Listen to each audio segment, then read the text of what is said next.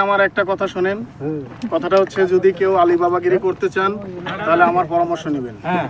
আলিবাবার উদ্দেশ্য এই না যে দ্রুত কাজ করব, আলিবাবার উদ্দেশ্য হচ্ছে আস্তে আস্তে কাজ করা। প্রথমে হচ্ছে কি আপনারা যখন ডিউটিতে যাবেন তখন রেস্ট শেল্টারে যাওয়ার আগে আপনারা বাথরুমে যাবেন।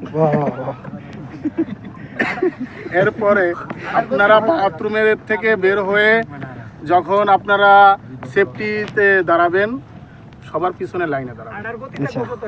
আচ্ছা, যখন আপনাদের সেফটি শেষ হবে সাইন করবেন সবার শেষে। আচ্ছা, যখন রিভারে নামবেন তখনও শেষে সাইন করবেন।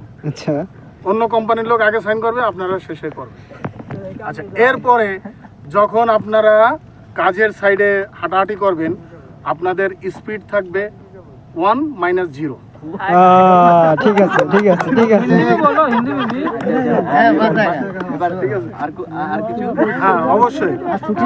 আচ্ছা, এরপরে যখন আপনাদের লাঞ্চ টাইম হবে, লাঞ্চ টাইমের আধা ঘন্টা আগে আপনারা কাজ একদম কমায় দেবেন।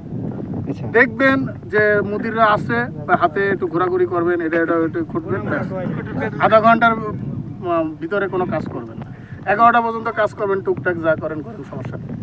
কিন্তু আধা ঘন্টা পুরো আপনাদের শরীরে রেস্ট নেবে এবং রেস্ট নিয়ে সেইভাবে কাজ করবেন।